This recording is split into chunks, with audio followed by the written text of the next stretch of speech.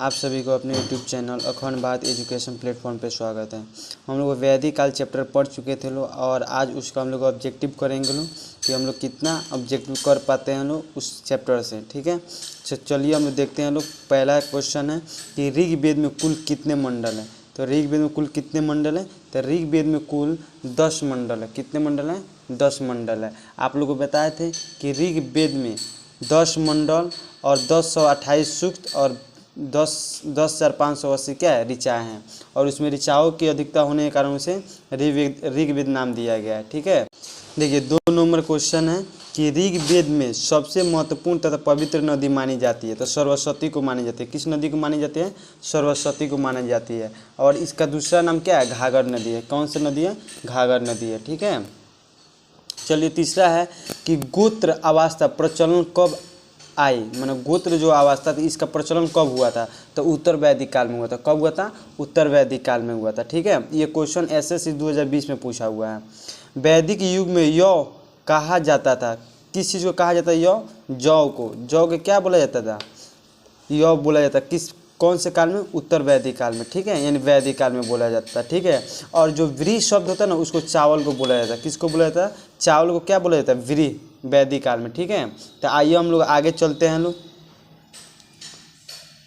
देखिए ये क्वेश्चन आ भी गया कि व्री शब्द किसके लिए प्रयुक्त हुआ था? तो किसके लिए? चावल के लिए हुआ था। किसके लिए हुआ था? चावल के लिए हुआ था।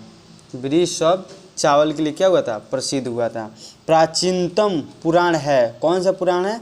मत्स्य पुराण है। कौन सा पुराण? प्राचीनतम, सबसे पुराना पुराण कौन सा है? तो मत्स्य पुराण है। ठीक है, ऋग्वैदिक काल के सबसे प्रधान देवता कौन थे? तो इंद्र थे। ऋग्वैदिक काल में सबसे प्रधान देवता कौन थे? इंद्र थे। इंद्रदेव को किस चीज़ का देवता बोला जाता था? देखिए इन्हें वर्षा का देवता बोला जाता था। ठीक है, और ये इनका जो चर्चा हुआ था ना 250 बार हुआ था। कितने बार इनका चर्चा हुआ था ऋग्वेद में? 250 बार हुआ था। ठीक है, उत्तर वैदिक काल में किस देवता को सर्वोच्च स्थान प्राप्त था? तो किसको सर्वोच्च स्थान? तो इंद्र देवता का। किसको? इंद्र देवता। इसमें आप लोग मत्स्य मार लीजिएगा और इंद्र। इसमें भी क्या होगा? उत्तर वैदिक काल में किस देवता को सर्वोच्च स्थान प्राप्त था? तो इंद्र देवता का प्राप्त है। ठीक है, निम्न में से किसे भारतीय परमाणुवाद का जनक कहा जाता था? तो भारतीय परमाणुवाद का जनक कनाद को बोला जाता है। किसको? कनाद को। भारतीय परमाणुवाद का जनक किससे बोला जाता है? कनाद को बोला जाता था। ठीक है, ऋग्वेद में कितने सूक्त हैं? आप लोग जस्ट इसके बाद पहले हम बताए थे कि ऋग्वेद में 1028 सूक्त है। कितने सूक्त है? 1028 सूक्त है। और ऋचाओं की संख्या कितने हैं? 10,580 ऋचाओं की संख्या है। गायत्री मंत्र की रचना किसने किया था? तो गायत्री मंत्र की रचना विश्वामित्र ने किया था। किसने किया था? विश्वामित्र ने किया था। ठीक है, आर्यों का प्रिय पशु कौन था? तो आर्यों का प्रिय पशु कौन था? गाय था। क्या था? गाय था। ये गाय के लिए क्या करते थे? युद्ध भी कर लेते थे। ये उस समय सबसे ज़्यादा, अगर बोला जाता है कि सबसे ज़्यादा धन क्या होता था, तो उसमें सबसे ज़्यादा धन का वरीयता गाय को दिया जाता था। किस काल में? वैदिक काल में। ठीक है, आर्यों की सभ्यता कैसी थी? तो आर्यों की सभ्यता ग्रामीण थी। क्या थी? आर्यों की सभ्यता ग्रामीण थी। और जब उत्तर वैदिक काल में लोहे का खोज हुआ था तो ग्रामीण सभ्यता से होके दूसरे नगरीय सभ्यता में क्या करी? प्रचलन करनी है, धीरे धीरे बढ़ने लगी। उपनिषदों की संख्या कितनी है? तो जब हम उपनिषद के बारे में आप लोगों को पढ़ा रहे थे तो उसमें बताए थे कि उपनिषदों की संख्या 108 है। कितना है? 108 है। और कितने उपनिषदों की मान्यता दी गई है? तो 13 उपनिषदों की क्या की गई है? मान्यता दी गई है। इसमें क्या करना है? सुमेलित करना है, यानी मिलान करना है। ठीक है, तो इसका जो देखिए सुमेलित अर्थवेद, अर्थवेद में हम लोग कौन सा चीज़ खेती करते हैं?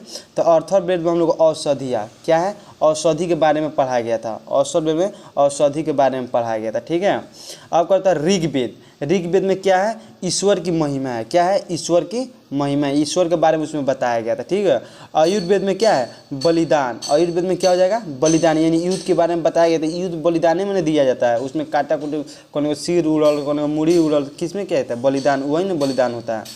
और जो लास्ट बता है सामवेद में क्या होता है? संगीत होता है। साम यानी से संगीत, तो सामवेद में संगीत का बात किया गया। इसका ऑप्शन क्या होगा? 1 हो जाएगा। ठीक है, देखिए क्वेश्चन नंबर 22, उपनिषद काल के राजा अश्वपति शासक थे। मैंने उपनिषद काल के जो राजा थे अश्वपति कहाँ के शासक थे? तो कैकेय्या के शासक थे। कहाँ के शासक थे? तो कैकेय के शासक थे। ठीक है। निम्नलिखित में से वैदिक साहित्य का सही क्रम कौन सा है? तो वैदिक साहित्य मतलब जो वैदिक साहित्य है उसका सही क्रम कौन सा है? तो वैदिक साहित्य ब्राह्मण, अरण्यक, उपनिषद। वैदिक साहित्य के बारे में आप लोगों को बताएं हैं, ब्राह्मण के भी बारे में बताएं, अरण्यक के बारे में बताएं और उपनिषद के बारे में भी बताएं। तो इसका आंसर क्या होगा? ए नंबर होगा। ठीक है। जिसको पता नहीं होगा वो जाके मेरे यूट्यूब चैनल जाकर मेरा वीडियो देख सकते हैं। आरंभिक वैदिक काल में सर्वाधिक वर्णित नदी कौन है? तो सर्वाधिक वर्णित नदी कौन थी? सिंधु नदी थी। कौन सी नदी थी? सिंधु नदी थी। ठीक है। कौन सी नदी थी? सिंधु नदी थी। ठीक है। देखिए वैदिक नदी आस्किनी की पहचान निम्नलिखित नदियों में से किस एक के साथ की जाती है? तो चेनाब नदी के साथ की जाती है। किसके साथ?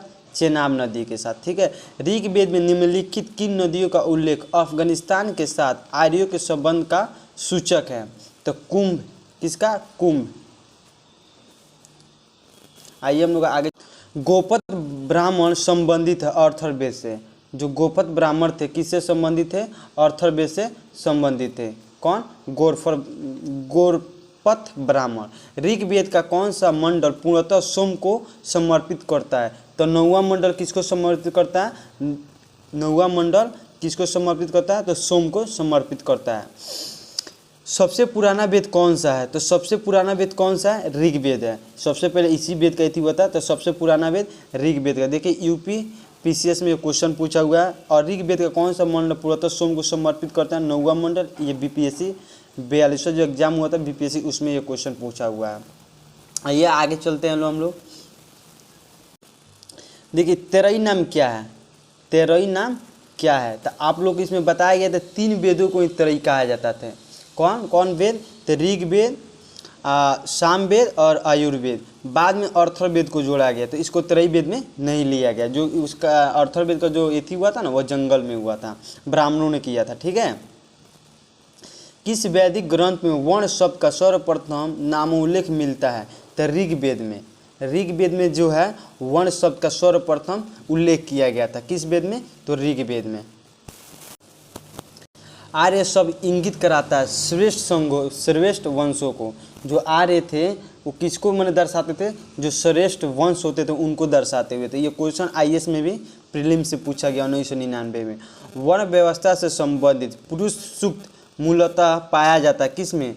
ऋग्वेद में। किस में पाया जाता है? ऋग्वेद में पाया जाता है। किस?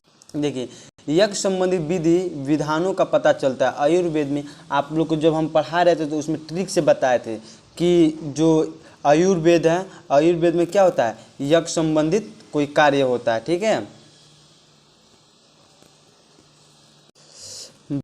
वैदिक देव मंडल में निम्न में से कौन देवता युद्ध का देवता माना जाता है? इंद्र को क्या बोला जाता है? युद्ध का देवता और वर्षा का देवता माना जाता था। किसको? इंद्र देवता को। निम्नलिखित में से किसका प्रचलन ऋग्वेद पर आधारित है? सामवेद का जो प्रचलन हुआ था ऋग्वेद पर था। ठीक है। इसका जो ऋग्वेद का मंत्र था ना पूरा सामवेद में डाला गया था। मात्र सामवेद का 99 ही मंत्र जो था वो सामवेद का, बाकी जितना 1975 मंत्र थे ऋग्वेद से लिए गए थे। ऋग्वेद में कितनी ऋचाएँ हैं? तो आप लोग को हम बताएं पहले कि ऋग्वेद में कितनी ऋचाएँ हैं। तो 1028 ऋचाएँ। कितनी?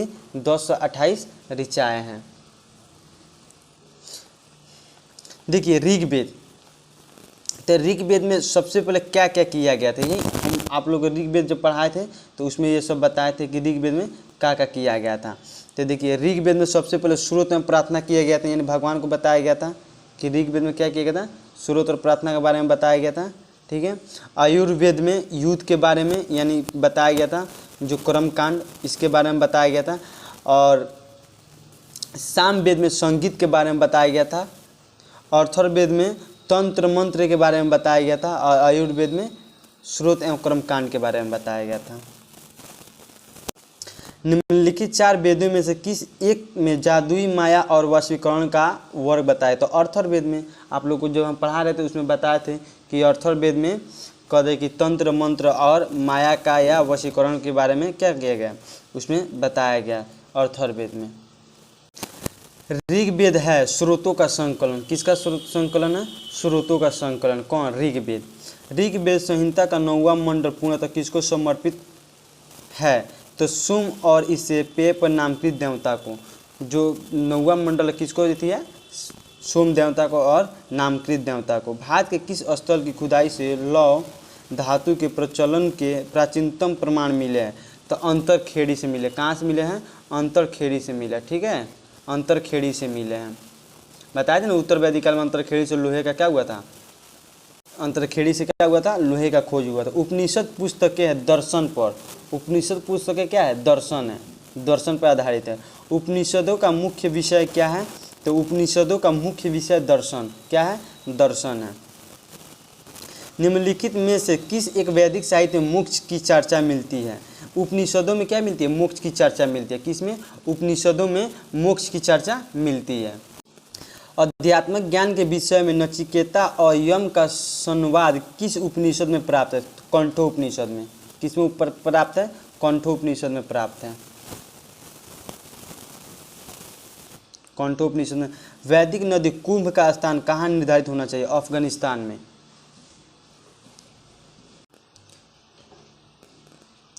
ऋग्वेद काल में जानता निम्न में से मुख्यतः किसमें विश्वास करती थी? मूर्ति पूजा, देवी पूजा, एक वर्ष बलि एवं कर्मकांड में क्या करती थी? वो विश्वास करती थी। गायत्री मंत्र किस पुस्तक से मिलता है? तो गायत्री मंत्र ऋग्वेद में मिलता है, जो सूर्य को क्या करता है? समर्पित करने वाला मंत्र है। गायत्री मंत्र के नाम से प्रसिद्ध मंत्र सर्वप्रथम किस ग्रंथ में मिलता है? तो भगवत गीता। जो गायत्री मंत्र के नाम से प्रसिद्ध जो मंत्र है सर्वप्रथम किस ग्रंथ से लिया गया था? तो भगवत गीता। कौन से ग्रंथ? भगवत गीता। ठीक है। प्राचीन काल में आर्यों के जीविकोपार्जन का मुख्य साधन क्या था? तो मुख्य साधन क्या था? शिकार था। उस समय वो सबसे ज़्यादा क्या करते थे? शिकार करते थे। जो प्राचीन काल में आर्य थे वो क्या करते थे? अपने जीने के लिए, मतलब जीवन जीने के लिए क्या करते थे? शिकार करते थे जानवरों का। निम्न में से किस नदी को ऋग्वेद में मतो माता देवी तामा एवं नदी तामा संबोधित किया गया? तो घाघर नदी, यानी सरस्वती नदी को ही घाघर नदी बोला जाता है। ये वीडियो लंबा हो जा रहा है, इसीलिए इसको हम यहीं पे कर रहे हैं, और नेक्स्ट वीडियो में और सारा ऑब्जेक्टिव आप लोग को क्या करेंगे? हम दे देंगे। चलिए, थैंक यू। आप लोग ये वीडियो देखते हैं। अगर आप लोग से कोई ऑब्जेक्टिव नहीं बनता है तो आप मेरे चैनल पर जाइए, मेरे हिस्ट्री के जितने वैदिक काल का जितनी चीज़ हम पढ़ाए हुए हैं, टॉपिक पढ़ाए, आप उसको पढ़िए और इसको कीजिए। आपसे एक क्वेश्चन इधर नहीं जाएगा, सब बन जाएगा। चलिए, थैंक यू।